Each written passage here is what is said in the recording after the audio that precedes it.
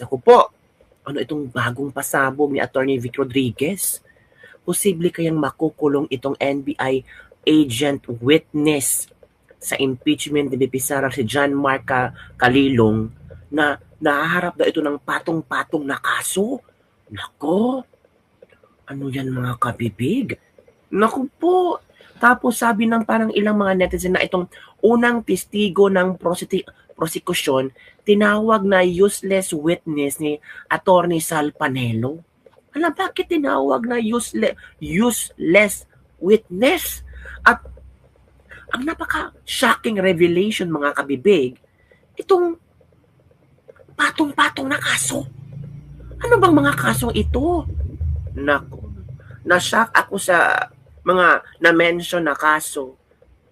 Nag-live kasi sa Atty. Vic Rodriguez at napag-usapan nila sa kanyang live yung una at pangatlong araw, first, second, and third na day na impeachment. At lalo na yung NBI agent witness si John Mark Calilong. At meron siyang discovery mga kabibig. Naku po, delikado. Naku, patong-patong na kaso. Totoo kaya ito kabibig? Na ito, pakinggan natin si Attorney Vic Rodriguez ha. Pakinggan natin siya kung ano ang kanya i-share at totoo kaya ito kabibig. Ano kaya maging sagot ito ni John Mark Calilong? Ito na. Kinig tayo. Pagdinig. Yung isa nating tatalakayin, itong si Calilong. Si Calilong nagmukhang hilong talilong. No, hilong talilong. At may nagpadala sa akin ng kopya. I think alam niyo na rin ito. Itong si Hilong Talilong Calilong ay nahaharap sa isang reklamo. Mayroong isang reklamo na nakafile ngayon sa Office of the Ombudsman. Yung Military and Other Law Enforcement Offices, yung Ombudsman MOLEO, M-O-L-E-O. Ibig sabihin po ng M-O-L-E-O, Military and Other Law Enforcement Offices. Tingnan ninyo kayo na po ang humusga. Wala akong sasabihin, kayo mahumusga. Ang reklamo laban sa kanya ay isang joint complaint affidavit with motion for preventive suspension. No? Ito yung kanyang kasong kinaharap. Criminal case, ang criminal case na kinaharap ni Hilong Talilong ay violation of Articles 124. Ano ba yung Article 124 ng Revised Penal Code? Ito yung tinatawag na arbitrary detention. Mabigat na kaso yan, arbitrary detention. Meron din siyang violation ng Article 126. Ano yung Article 126? Delaying the release ng isang taong under detention at violation of Article 129. Ano po yung 129? Yung search warrants. Pakinggan ninyo search warrants maliciously obtained and abuse in the service of those legally obtained. Seryosong kaso ang kinakaharap nito. Nitong Hilong Talilong na si Agent John Mark S. Calilong.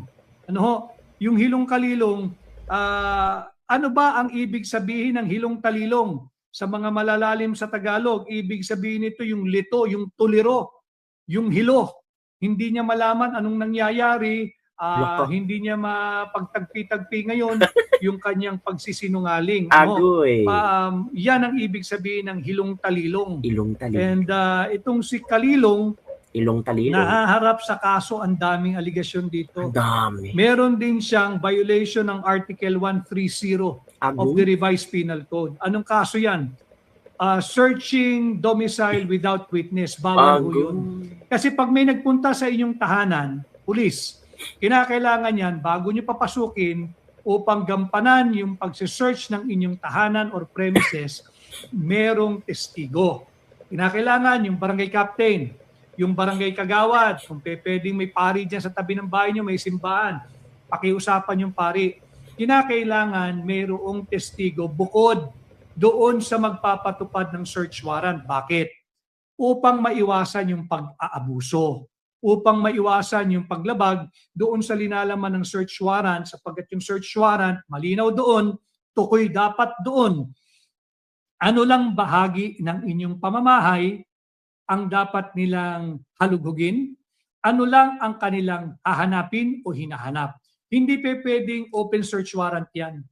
Malinaw dapat sa search warrant, tukoy dapat yung lugar sa inyong opisina, sa inyong warehouse, sa inyong pamamahay, kung saan man kayo, kung ano lang ang kanilang hahalugugin at ano ba ang kanilang hahanapin. Kaya importante na may testigo dyan. So itong si Agent John Mark S. Calilong, yung nagpanggap na expert, ay nahaharap sa patong-patong na kaso. Patong-patong. Pati Article 171, Dami. falsification by public officer, employee, or notary, or ecclesiastic minister. Violation of Article 183, perjury. Binasa Ito mabigat. Perjury. Violation of Article 294, paragraph 5, robbery, extortion. No? And Article 308, theft, pagnanakaw. Ito po'y lahat nasa ilalim ng ating revised penal code at Section 4 of Republic Act number 7438. Para lang alam ninyo, yung pagkatao nitong nagpapanggap, nagkaroon ng 2 linggo na seminar o 2 linggong pag-aaral. Ni baka nga hindi 8 hours a day yung 2 linggong yun eh. Pinapalusot na siya ay isang eksperto. Nandito yung kanyang kaso. Final ito February 27, 2026. Ay file ito February 27, 2026 yung taon. at 3 p.m. 3:52 p.m. No, malinaw 'yan. Na-receive ito sa Office of the Ombudsman Assistance Center sa Pasay base sa impormasyon na ipinarating sa atin, ano? Baka alam niyo na rin 'to, pero para malinaw.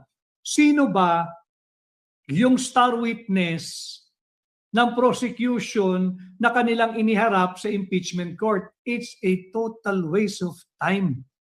Presenting him to be an expert na hindi naman pala. Tapos, hindi binanggit dito na meron pala siyang kinaharap na kaso at meron pang hiling na ilagay siya for preventive suspension. Agoy. No, ang kaso niya ay hindi biro-biro. Arbitrary detention, delaying release, search warrants maliciously obtained and abuse in the service of those legally obtained, searching domicile without witness, falsification by public officer, employee, or notary, or ecclesiastic minister, perjury, robbery, extortion, theft, pagnanakaw.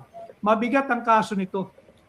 It goes into the very character of the person presented to be an expert witness. Correct, no, na gusto agree. palusutin na siya ay eksperto at yung kanyang testimonya kahapon ay nagkabutas-butas na.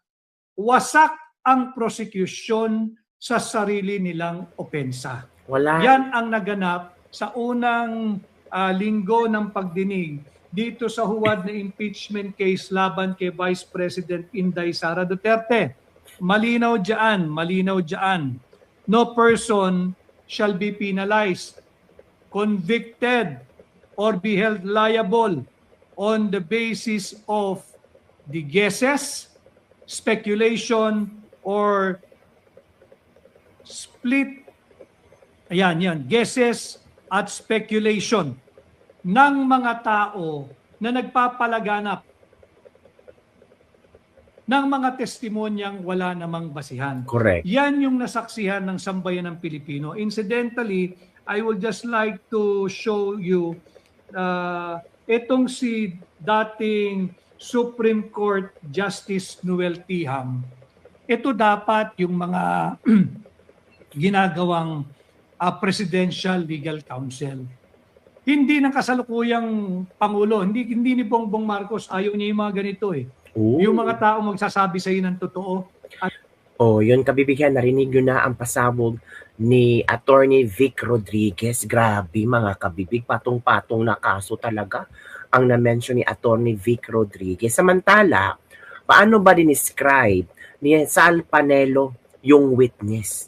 Sabi ni Sal Panelo, useless witness. Bakit? O eto kabibig.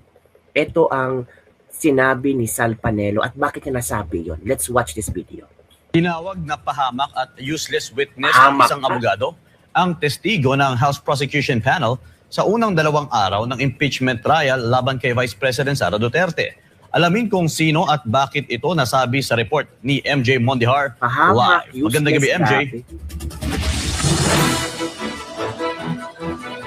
Franco, magandang gabi mula dito sa Senate compound at tama ka dyan, no? May isang abogado nga ang nagsabi ng ganyang komento sa opening salvo ng mga pagdinig kaugnay sa impeachment case ni Vice President Sara Duterte at isang witness pa lamang ang naisasalang sa mga pagdinig.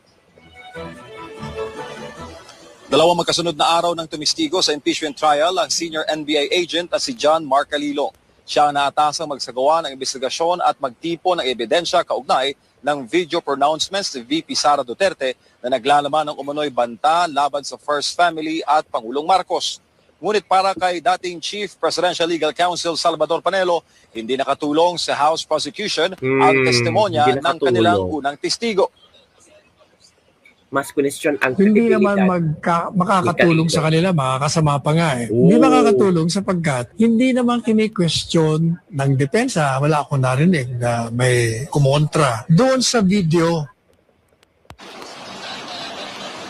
Ayon pa kay Attorney Panelo, hindi naman itinatanggi mismo ni VP Sara ang kanyang naging pahayag Hindi. laban sa Pangulo at sa First Family.